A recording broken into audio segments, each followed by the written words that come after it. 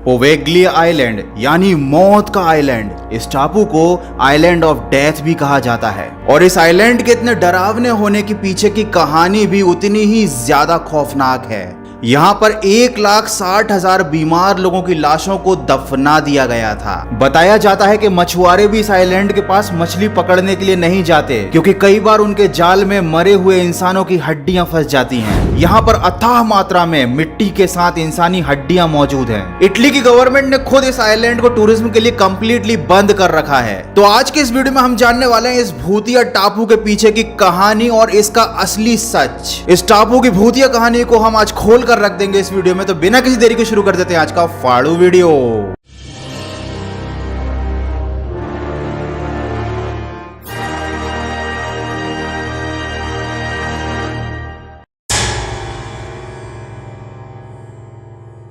आपने कई बार आत्माओं के बारे में तो सुना ही होगा। हो सकता है आप इनमें विश्वास ना करते हो, लेकिन कई बार विज्ञान भी इन आत्माओं के रहस्यों को समझने में नाकाम हो जाता है। और ऐसा ही कुछ रहस्य छुपा हुआ है इटली के इस आइलैंड पर, जिसका नाम है island of death, Poveglia island. ये आइलैंड इटली के शहर वेनिस और लिडो के बीच वेनेशियन खाड़ी में स्थित है। इस टापू पर कोई भी जाना पसंद नहीं करता क्योंकि लोगों का ऐसा मानना है कि जो यहाँ पर जाता है वो कभी जिंदा वापस नहीं लौटता, मतलब सीधे उसकी लाश ही वापस आती है। और ये मैं नहीं बोल रहा हूँ, ये लोगों का कहना है। कहा जाता है कि एक समय ये मौत का टापू अपनी सुंदरता के लिए बहुत मशहूर था, लेकिन ये आज पूरी तरह से वीरान हो चुका है। काफी साल पहले इटली में प्लेग की बीमारी ने बहुत विनाश मचाया था। भारी संख्या में लोग इसकी चपेट में आ गए थे और बहुत सारे लोगों की मौत भी हो गई थी। ये एक फैक्ट है कि 1,60,000 लोग जो उस प्लेग की बीमारी से मरे थे, उनकी लाशों को दफनाने के लिए शहर में जगह नहीं थी, इसलिए इस आइलैंड को चुना गया। यहाँ पर उन सभी 1,60,000 लाशों को दफना दिया गया। लेकिन कहानी यहीं पर खत्म नहीं हुई। प्लेग के बाद इटली में एक और बीमारी फैली जिसका नाम था काला बुखार। उस समय बीमारी का इलाज मौजूद नहीं था और इसकी वजह से हुई लाखों मौतें, और उन लाशों को भी इस मौत के टापू पर लाकर दफन कर दिया गया। इन घटनाओं के बाद टापू के आसपास लोगों को अजीबोगरीब आवाजों और आत्माओं के होने का आभास हुआ और लोगों ने इस टापू पर जाना बंद कर दिया।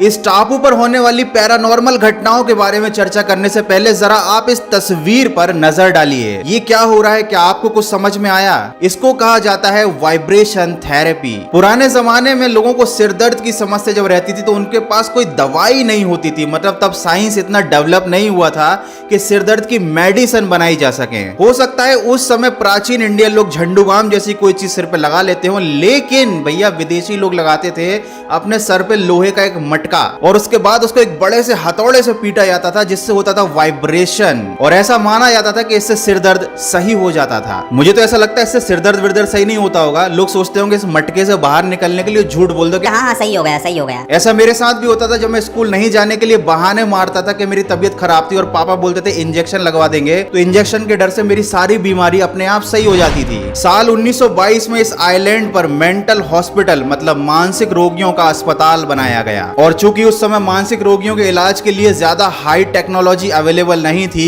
तो उनको ऐसा इलाज दिया जाता था जो किसी टॉर्चर से कम नहीं था। लेकिन अस्पताल में नर्सों और मरीजों ने बहुत सारी असामान्य सी घटनाएं देखी। उन पैरानॉर्मल घटनाओं के बाद उस अस्पताल को हमेशा के लिए बंद कर दिया गया। लेकिन इटली की सरकार यहाँ पर नहीं रुकी। 1960 में इस द्वीप को एक अमीर आदमी को इटली सरकार ने बेच दिया। जब वो अमीर व्यक्ति अपने परिवार के साथ उस टापू पर मकान बनाकर रहने लगा तो उसके साथ बहुत सारे खतरनाक हादसे हुए, जिसके बाद उसका पूरा परिवार मर गया। और ये घटना इटली में इतनी ज्यादा फेमस हो गई कि उस टापू को पूरी तरीके से श्रापित और हॉन्टेड घोषित कर दिया गया। आप इमेजिन करो, इस आइलैंड की मिट्टी में 50% तक इंसानों की हड्डियां मौजूद है। मछुआरे यहाँ पर मछलियां पकड़ने नहीं जाते क्योंकि उनके जाल में इंसानों की हड्डियां फंस जाती हैं। मतलब भले ही इस आइलैंड पर भूत हो या ना हो, लेकिन ये जगह इतनी ज्यादा बेकार और इतनी डरावनी है कि यहाँ पर कोई भी नहीं जाना चाहेगा। लेकिन ये वीडियो मैंने केवल आपको डराने के लिए नहीं बताया है। आज के इस वीडियो में मैं आपको बताने वाला हूँ इस आइलैंड का पूरा सच।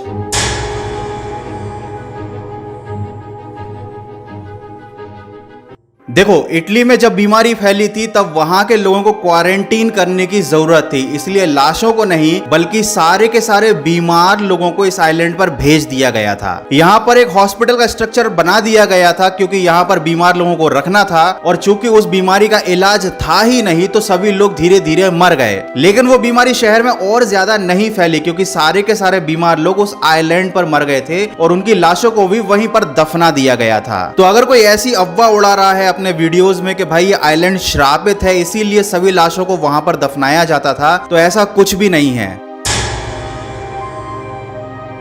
दूसरा पॉइंट, गवर्नमेंट ने इस आइलैंड को बैन क्यों कर दिया है टूरिज्म के लिए और यहाँ पर लोगों का जाना मना इसलिए क्योंकि यहाँ पर इतने ज्यादा बीमार लोगों की लाशें दफन हैं कि यहाँ पर बहुत सारे बैक्टीरिया, बहुत सारी बीमारियां हवाओं में हैं। तो अगर कोई भी इंसान जाता है तो वो हो सकता है एक बीमारी लेकर वापस शहर में आ जाए। आपको यकीन नहीं होगा, मैंने इंटरनेट पर 5 आर्टिकल पढ़े इस आइलैंड के बारे में और वो बहुत ही रेपुटेटेड न्यूज़पेपर्स के थे। मैं किसी का नाम नहीं लूंगा, लेकिन उन सब ने ऐसा बताया कि इटली की गवर्नमेंट ने इसको हॉन्टेड घोषित कर दिया है, यहाँ पर भूतों का कब्जा है, ये इटली की सरकार ने मान लिया है, इसलिए यहाँ पर लोगों को जाने नहीं दिया जाता। जबकि रियलिटी तो कुछ और है। गवर्नमेंट लोगों की सेफ्टी चाहती है बीमारी से। और तीसरी अफवाह जो कहा जाता है कि इस आइलैंड पर जो भी इंसान जाता है वो जिंदा कभी लौटकर नहीं आता, ये पूरी तरह से गलत है। देखो, टेक्निकली अगर देखा जाए तो ये कोई आइलैंड नहीं, ये पूरी तरीके से कब्रिस्तान बन चुका है जहां पर बहुत सारी बीमारियां, बहुत सारे बैक्टीरिया और पता नहीं क्या क्या मौजूद हैं। एक यूट्यूबर है जिनका नाम है ब्रेनन टेलर, उन्होंने अपने यूट्यूब चैनल पर एक वीडियो डाला था जिसपे उन्होंने इस आइलैंड को विजिट किया था, इसके हॉन्टेड प्लेसेस को एक्सप्लोर किया था और इनको ऐसा कुछ भी नहीं मिला। लेकिन उन्होंने अपने वीडियो में चीज साफ बोली थी कि यहाँ पर कुछ ना कुछ इल्लीगल काम जरूर होते हैं। कुछ लोग इस आइलैंड के सुनसान इलाकों का फायदा उठाकर यहाँ पर कुछ इल्लीगल काम करते हैं और यही कारण है कि वो लोग नहीं चाहते कि यहाँ पर कोई भी आए, इसीलिए इस तरह का डर का माहौल बनाया गया है। और चौथे नंबर की अफवाह जो बहुत जगह पब्लिश हो चुकी है, बहुत सारे यूट्यूब वीडियोस में बताई गई है कि इस आइलैंड पे 1,60,000 लोगों को जिंदा जला दिया गया था। तो ये कंप्लीटली गलत है क्योंकि देखो, लाशों को जलाना हिंदू कल्चर में होता है, ठीक है, और यहाँ पर जो सब मरे थे वो क्रिश्चियन थे। क्रिश्चियन नहीं भी थे तो भी इटली में जलाने का कल्चर नहीं होता है, वहां लाशों को दफना दिया जाता है। वैसे किसी भी तरह के बैक्टीरिया को खत्म करना हो, अगर बीमारी को खत्म करना हो तो लाशों को जला देना सबसे बेटर ऑप्शन होता है। लेकिन यहाँ पर ऐसा कुछ नहीं हुआ था, यहाँ पर मरीजों को लाया गया था जिंदा, जब वो मर गए तब उनकी लाशों को यहाँ दफन कर दिया गया था। सबसे मजे की बात तो ये कि अगर इस आइलैंड के बारे में आप विकिपीडिया पर भी सर्च करोगे तब भी आपको यही मिलेगा कि ये एक भूतिया टापू है, यहाँ पर पैरानॉर्मल एक्टिविटीज होती हैं, इसीलिए लोग यहाँ पर नहीं जाते। अगर आप चाहें तो इटली की गवर्नमेंट से इस आइलैंड को आज भी खरीद सकते हैं, ये फॉर सेल है। गवर्नमेंट चाहती है कि कोई इसको खरीद ले और हमारी मुसीबत खत्म हो। तो अगर आपके पास बहुत सारा पैसा है तो क्या आप इस आइलैंड को खरीदोगे? मुझे कमेंट करके जरूर बताना, क्योंकि अब मैं आपको बताने वाला हूं ऐसे ही एक और आइलैंड के बारे में।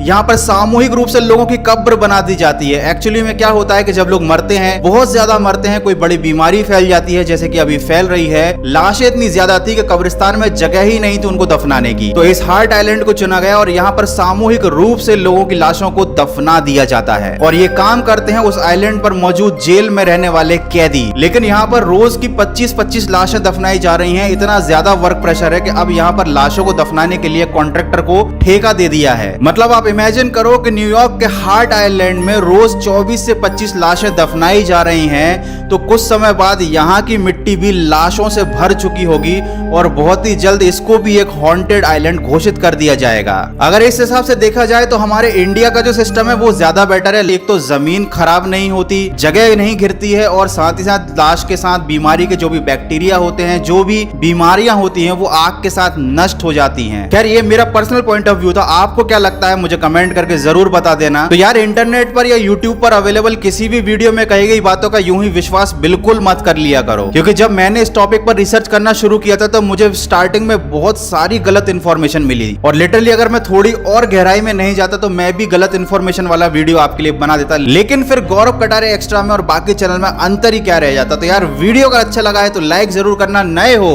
तो सब्सक्राइब करना। मिलते हैं अगले फाड़ू वीडियो में।